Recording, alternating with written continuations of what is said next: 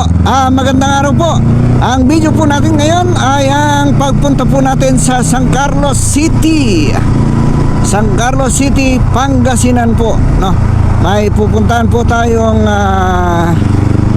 kliyente doon. So 6:39 po ng umaga. Simula na po tayong magbiyahe base po sa ating Google Map. 1 hour and 23 minutes po ang ating biyahe. Yan. Tapos ang ating pong tingnan po natin ito. Ang ating pong average kilometers per 4 liters per gallon po yan, no? Per gallon 4.1. Tingnan po natin mamaya, mag-i-improve po yan, no? Kasi palagi po natin sa city lang ginagamit, no? Ang aking po kasing biyahe araw-araw pagkagamit ito. Yung regular ko po na biyahe nasa 3.5 kilometers o 4 kilometers. Tapos papunta pabalik is 8 kilometers, tapos matraffic pa. Kaya kung minsan nagpo 4.5 po yan. Yun talagang alam naman po natin lahat yan. Kapat lahat po ng mga biyahero, alam po nila yan, no? Na iba ang konsumo ng gas pagka city drive, kaya nila, tsaka yung rekta. Yan. Mas matipid po kasi yung rekta kesa sa city drive. Di hamak po. Kung minsan ang diferensya nasa 2 to 4 kilometers per liter, per liter.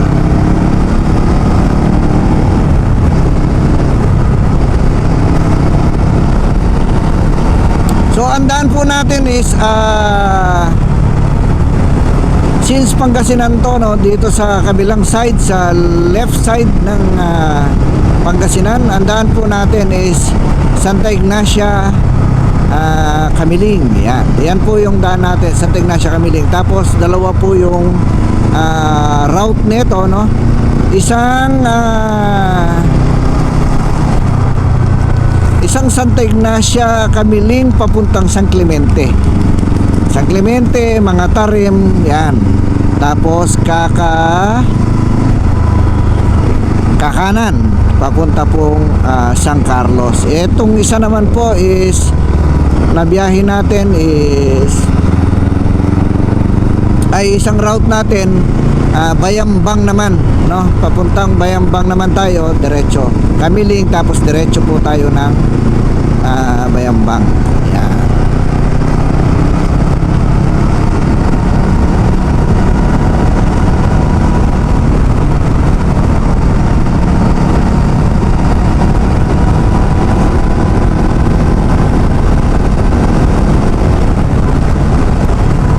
Siyempre naka Google Map po tayo dahil hindi po natin kabisado yung lugar. Pero yung San Carlos po medyo kabisado naman natin, no? Yung gawing Pangasinan. Pero yung mismong barangay hindi po natin. Pero yung mga sikot-sikot po ng Pangasinan medyo kabisado po natin since taga dyan po tayo, no? Diyan ako pinanganak pero lumaki hindi. Sa Santo Tomas, Pangasinan. Yun. Kaya yung mga dito lang na Pangasinan, kabisado natin yan. Pero yung mga bandang western part na, hindi na po natin kabisado.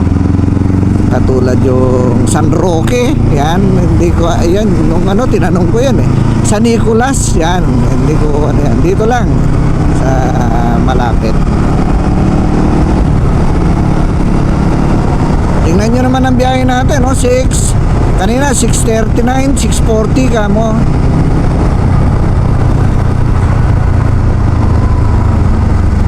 Para hindi mainit, ganun pa rin. Hindi pa naman mainit pero since summer na, no, maalinsangan na. Pagka yung mga bear or January, February kang bibiyahe ng ganito dito sa gawin na to dahil open. Nako, tapos ito pa, ganito pa yung ano natin, yung jersey natin na ano ba tawag dito, basta yung ganito, botak,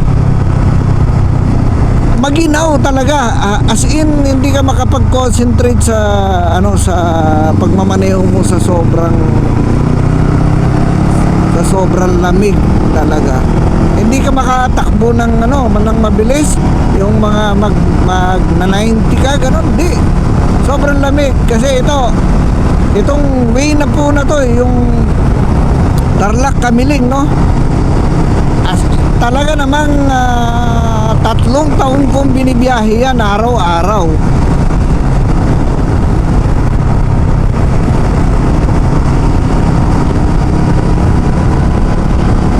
Papunta pa uwi yan, nakapagtrabaho po tayo ng Kamiling, no? Araw-araw po yan. Pantayin nyo, umaga biyahe na 6:45, biyahe na tayo. Oo, tama, 6:45 biyahe na tayo nun. Araw-araw ganon.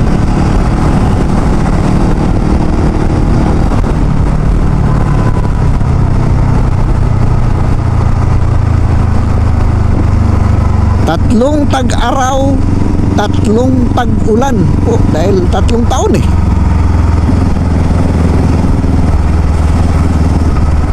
Tapos yung 3 beses na alam nyo po yung 5:30 or quarter to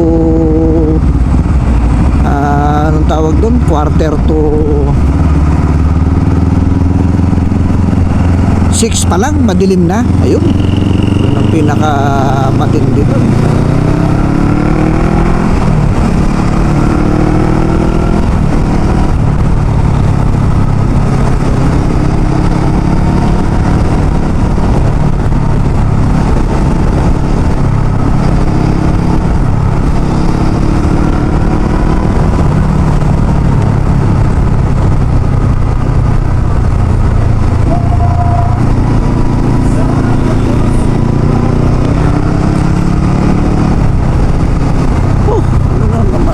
Building na to, grabe. Okay, resources.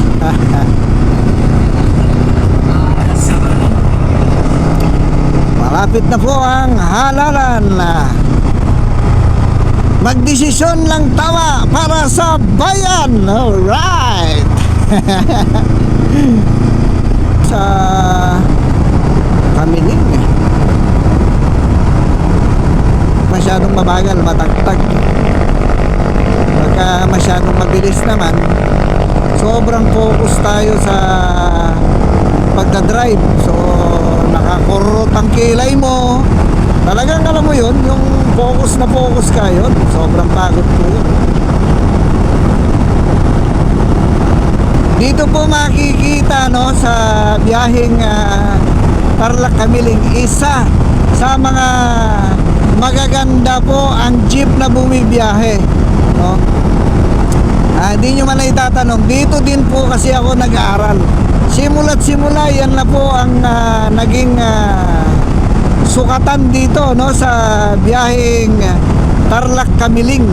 Sa lahat po ng biyahe, kunwari Tarlac Paniki, ibang rota po yun eh. Tarlac Capas, ibang rota din po yun. Tarlac La Paz, yun, northeast, southwest na po yung sinabi ko. Itong Kamiling po, yung mga jeep po dito, grabe.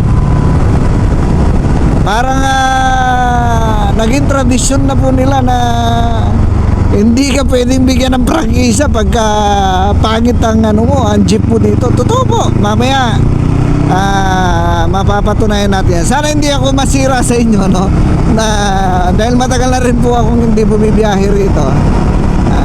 Sana makakita tayo ng jeep na bumibiyahe, hindi ako mapahiya sa inyo. Pero nung nag-aaral ako, nako, garantisado. Ang huling barangay ng Tarlac ang Santo Domingo. Yan. Ito na po ang Santa Ignacia. Arco. Ayan po yung bahay doon, no? Sa, yun, no? Sa gitna ng Arco, no? Ibig sabihin, pagka taga-Tarlac ka, nagkaroon ka ng bisita, pwedeng nagkataon na yung kusina nyo ay sakop na ng Santa Ignacia, di ba? Lampas na siya doon sa Arco eh. Hindi mo naman mapipigilan yung ganung sitwasyon. Sabihin mo sa mga barkada mo, tara, kain tayo sa Santa Ignacia. Nasa Tarlac niyan kayo, siyempre magugulat sila. Bakit sa Santa Ignacia pa? Diba? Kaya yung nakatira dun pwede mong i-consider na isa sa pinakamalaking bakuran o bahay, no? Sa buong mundo. Mundo na, hindi na Pilipinas. Di ba? Isipin mo dalawang bayan lang sinakop ng bahay mo. Anong sinabi ng 1 hektaryang lupa, 2 hektaryang residential lot, diba? Yung bahay yung floor area, pag tinanong ka,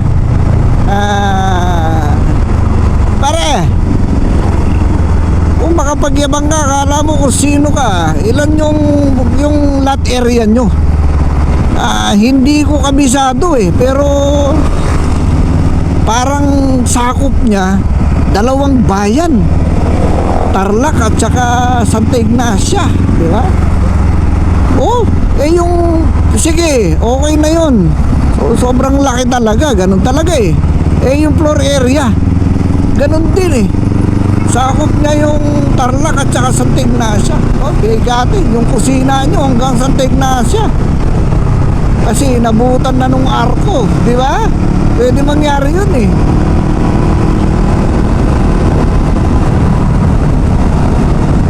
Kaya isa ang bahay ninyo sa pinakamalaki. Kung hindi ako nagkakamali, ganyan ang San Fernando, SM San Fernando. Parang may nasasakop yata siya na Mexico, Pampanga. Yan. Hindi ako sure Hindi ako sure. Parang may part siya, nasakop siya ng Mexico, Pampanga at saka ng San Fernando, Pampanga. Kaya SM Pampanga siya yun sure ako, SM Pampanga siya. Hindi po siya SM San Fernando, SM Pampanga. Madalang lang yung ganun yung pangalan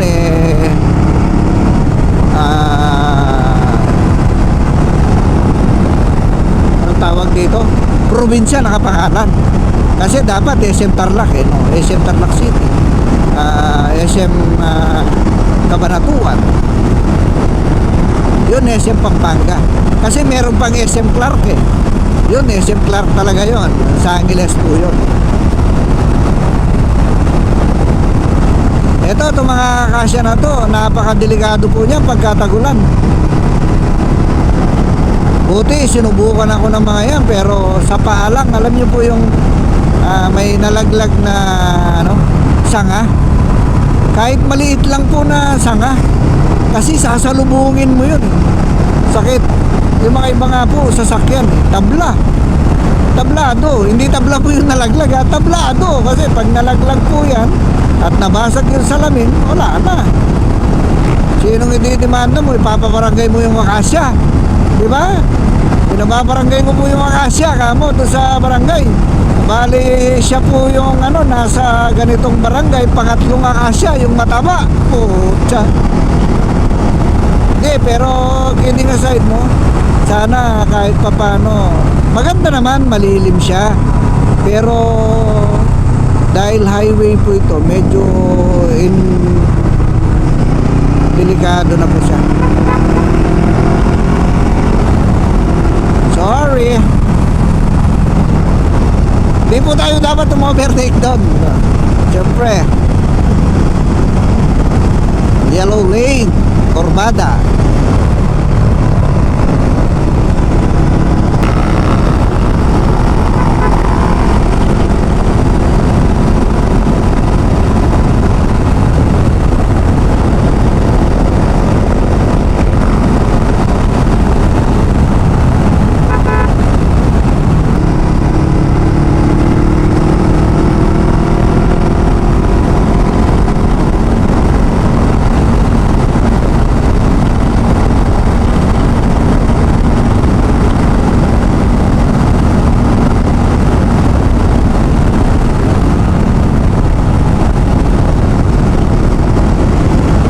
Ang gas dito.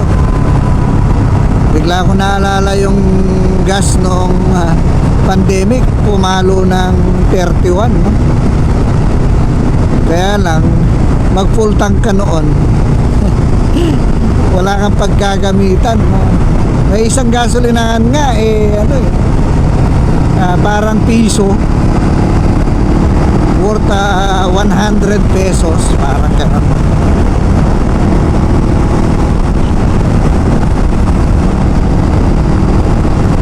Parang yata na napapanis din yung gas. Siguro magagamit man siya, pero yung performance po niya iba na. Tapos syempre possible magkakarbon yun sa makina po natin.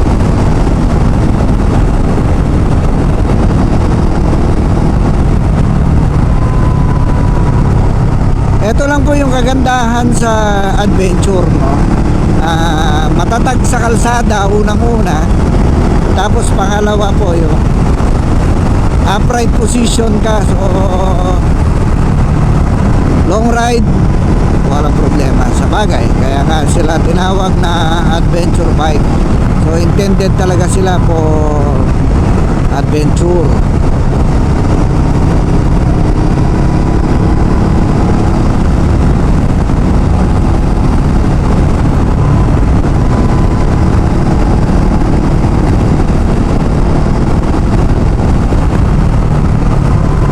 Dito na po tayo sa Santa Ignacia. Ang oras po ay 7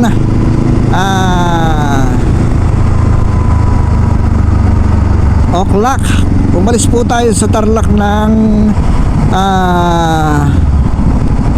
quarter to 7, parang ganon, no? Sabihin mo na 7:43, parang ganon. So 17 minutes po, no, ang ating Santa Ignacia, Tarlac to Santa Ignacia. 17 minutes. Di wow, Jollibee, yan, yan sinasabi ko, dati wala yan, di ba? Jollibee, Jollibee.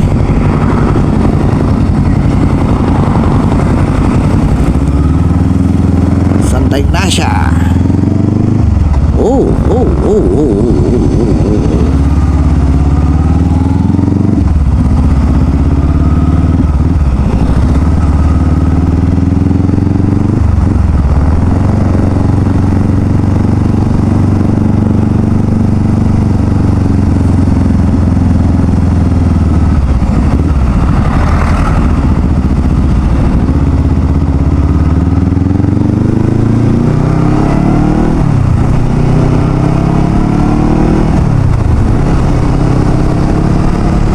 Maliit lang po ng bayan ng Santa Ignacia, pero sobrang develop na po siya kumpara mo dati, no?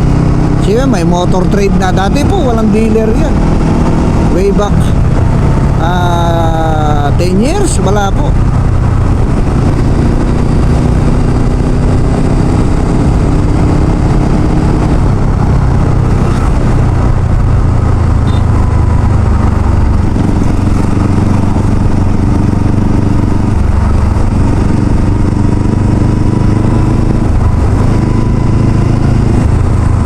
Lutong bahay. Ayan. Oh, I miss the day. Ayan, dati diyan kami tumira.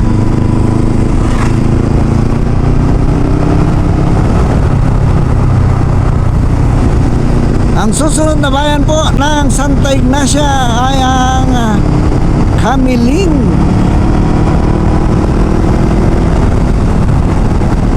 Siyempre, sa 4 na taon, no? Tinapos po natin ng 5.5. Oh, sige. Saan kayo makakakita ng ganon? Palagay nyo, mas matalino pa tayo sa may Latin honor, di ba? Isipin mo.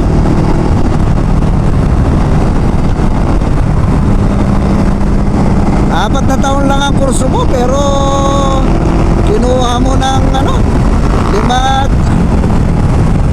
5.5 taon. Di ba?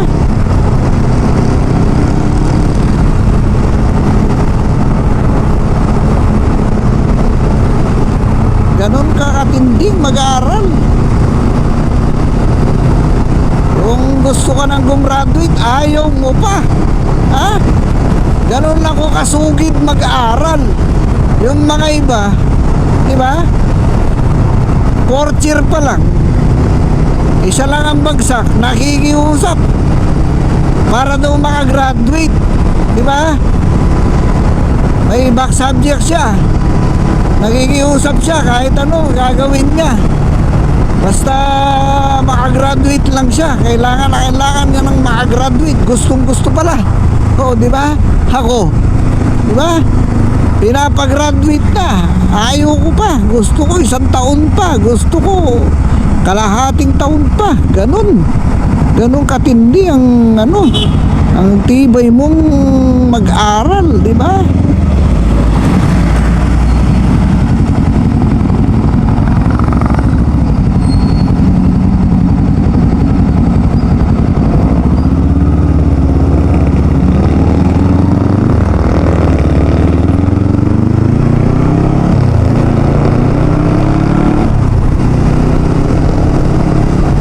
Hindi po, joke lang yun na baka po gayahin tayo ng mga yun po ang epekto ng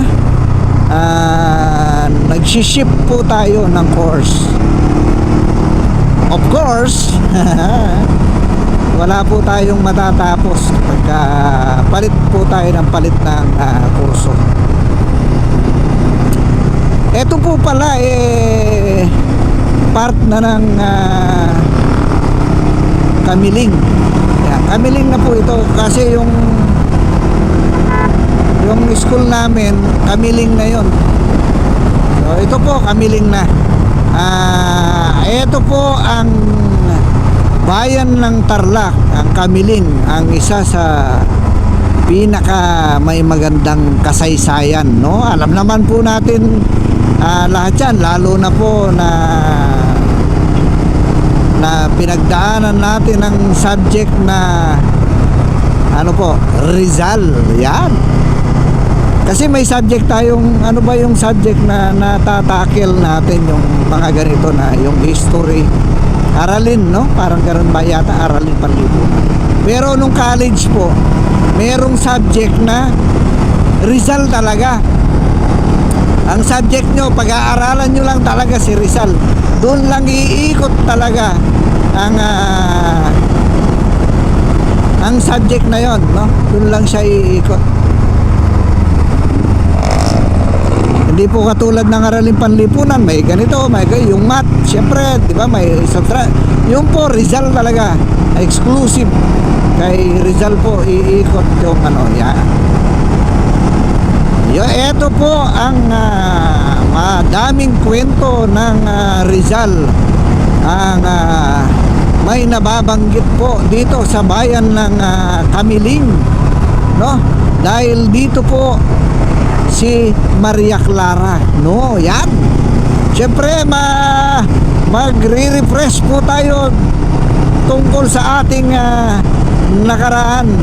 Siyempre konting trivia. Hindi naman tayo papayag na wala tayong trivia, no? Pero pagpasensyahan nyo na po, sa abot lang ng aking makakaya. Hindi po tayo historian, no? Hindi po tayo expert. Tapos hindi naman po tayo, lalo na sa sa buhay ni Sir Rizal, no? Kaya lang siyempre kahit papano may ano naman tayo, medyo nung panahon natin nakinig naman tayo kahit papano. Si Maria Clara po ay taga Kamiling, no?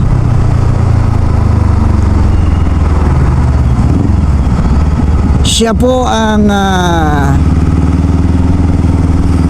naging fiancé ni Jose Rizal, no? Siya po naging fiancé niya. Sa pangalan din po na Crisostomo Ibarra. Yan, si Crisostomo Ibarra at si Jose Rizal po ay iisang tao lang. So kumbaga sa pelikula, no? So wala pang TV noon. Ang Crisostomo Ibarra ay screen name ni Jose Rizal. Doon naman noon is pen name kanila. Tama ba? Basta ganun, pen name. Kasi script, screen name yun, pen name. Si Maria Clara po ang kumbaga, alam nyo, kung may forever lang, yun sana. Siya nga yung anong tawag dito, totga.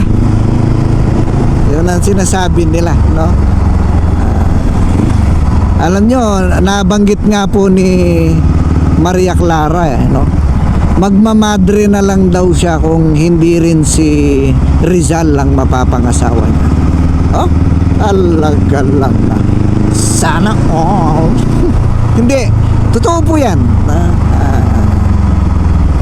Yan po yung true love ni Maria Clara, no? Si Jose Rizal. Hindi po nga lang sila nagkatuluyan, no?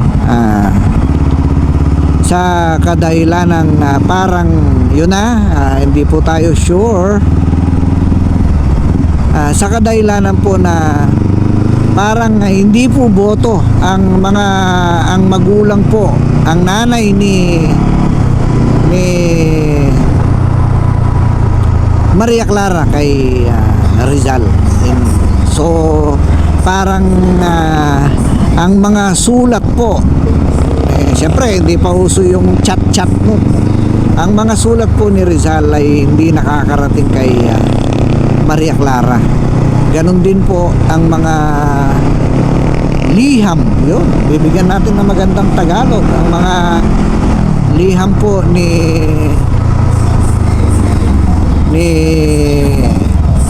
Maria Clara hindi rin po nakakarating kay Jose Rizal. Naharang po sa nanay po ni Maria Clara. Sarap maging estudyante, no? Pag estudyante ka, katulad nga ng nababanggit ko palagi, inip na inip ka ng maging pagka elementary ka, gustong gusto mo nang maging high school.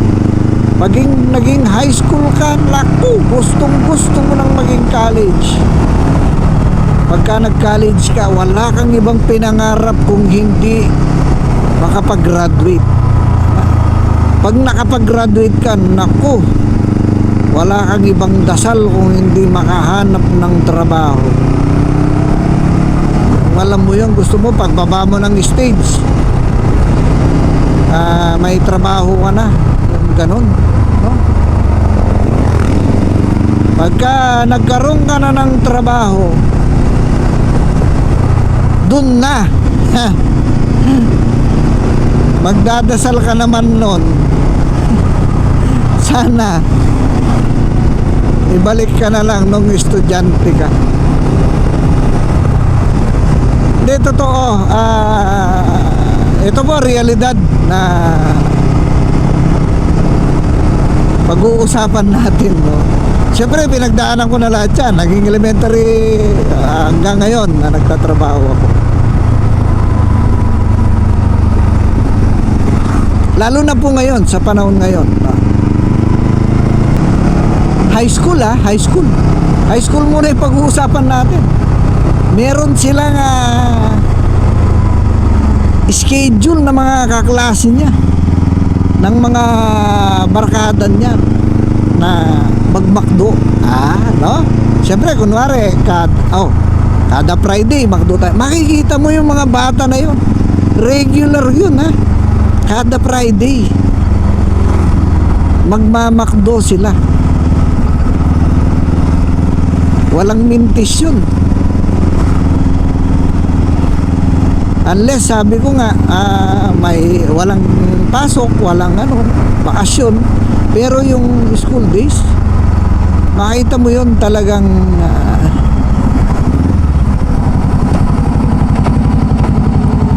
ganito pala dito. Kaya siguro tinuturo tayo sa tawag dito, San Clemente, mga tarim. Kaya doon tayo tinuturo dahil hindi dumadaan ng mga bus dito. Lalo na yung college, ako, matatawa ka lalo na pagka-college. Alam mo ba pagka-college, no? Siyempre magwi-withdraw ka. Siyempre tatrabaho ka. Magwi-withdraw ka. Alam mo, ilang kayong nakapila sa ATM. Kunwari, matcha-tsempo ka. Nakapila ka sa ATM machine. Huwag mo na pakarami. 5 na lang kayo, 5. Para lamang-lamang. Alam mo, yung 5 kayong nakapila sa ATM, 3 estudyante.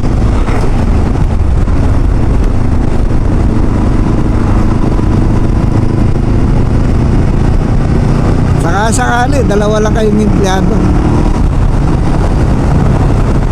Or baka hindi man empleyado yung isa. Ang masakit pa nun, 4 piece yung isa. 4 piece yung isa, nagtatrabaho ka, tapos 3 estudyante. Totoo, 3 estudyante. Or estudyante naka ATM. Ito po, Bayambang. Pero syempre, bibigyan ko kayo ng trivia dito na kahit papano ulit, no, sa abot ng aking makakaya. Ang Bayambang po, minsan naging capital ng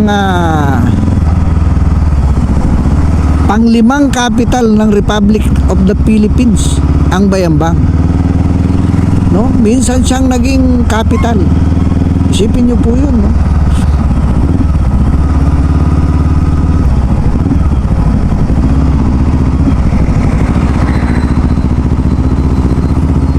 Ganyan-ganyan lang siya, pero naging capital po siya, di ba?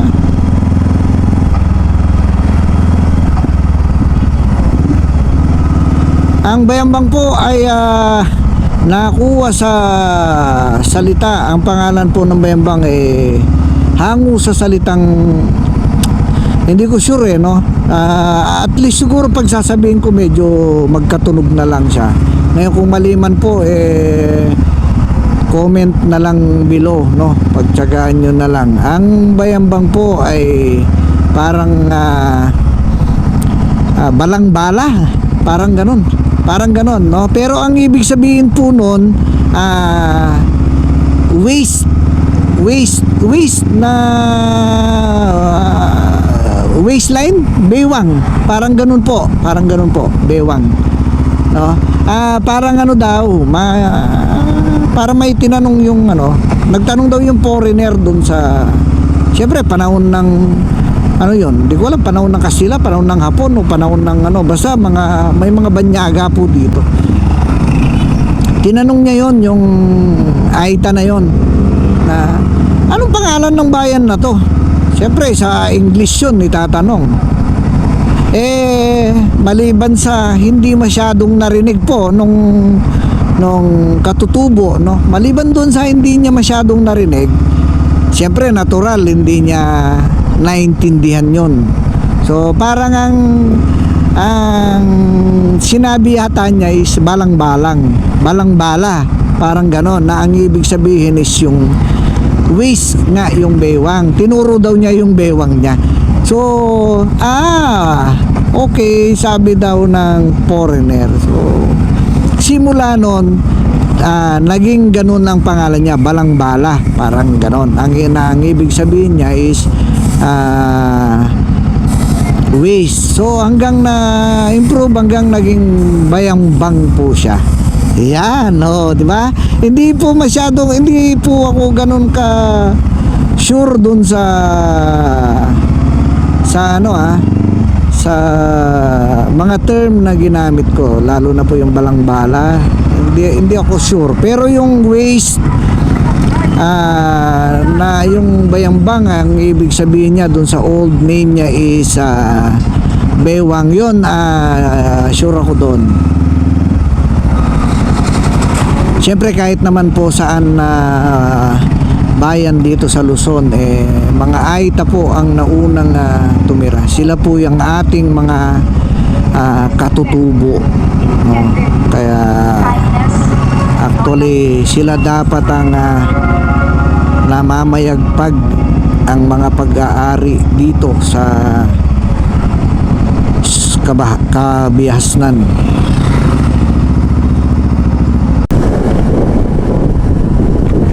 So yun po, balik po tayo, nasa Malasiki na po tayo, no? Yan. After pala ng Malasiki is San Carlos na.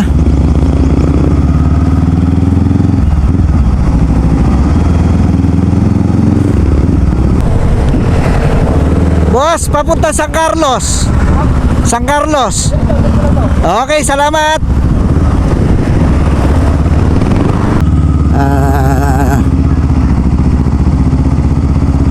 Ideal po nun, no? Kung aasa ka sa Google Map, so wag ka pong dapat may load ka. That's a lesson learned.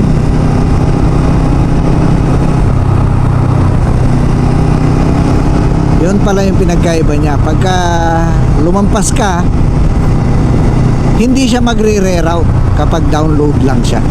Yun. So hindi pwedeng ganon. Yun ang tinatawag na WM. Alam niyo ba yan? Wow, mali.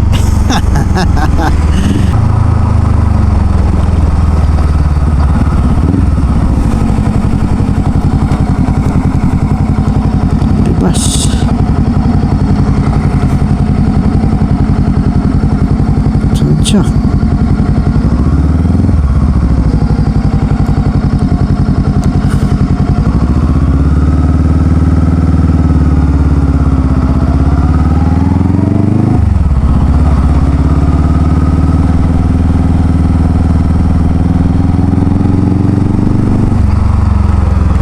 Giliw. Pwede pong magtanong, saan po yung barangay Giliw? Giliw. Saan po? Nandun na po to. Di ba, diretso may maanuhan po kayo ng waiting si doon. Papapasok po yung yung gulo. Pero Babalik po niyan ako. opo. Tapos, Kung gusto rin nyo po, dito rin. Pero malas malayo pa dito kaysa diyan. so babalik ako niyan, tapos Maanuhan kayo ng waiting si doon. May mawasak kayo yung parang bintahan ng corn na mais. O, doon, tanong kayo kung ano papasok ng gulo doon. Sabi okay. ko sa inyo. Sige po, salamat Sumobra na pala.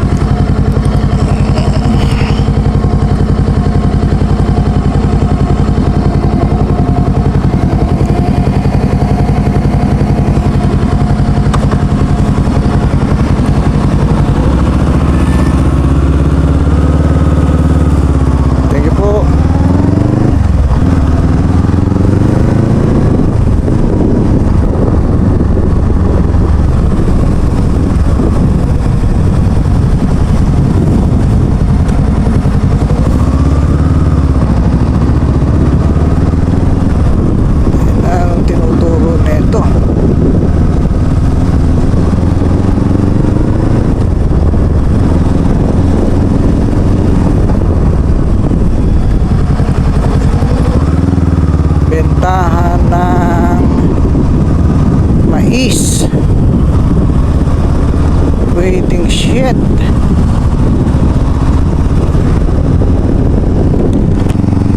Saan na yung waiting shed?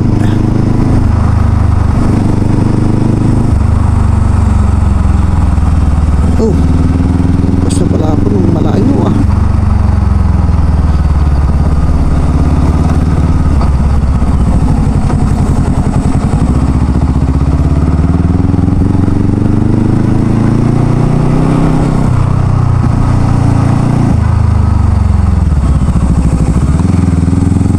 Tinuro to.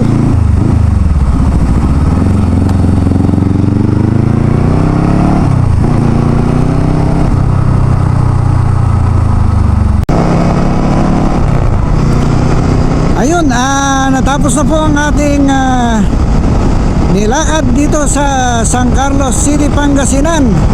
Pauwi na po tayo, no?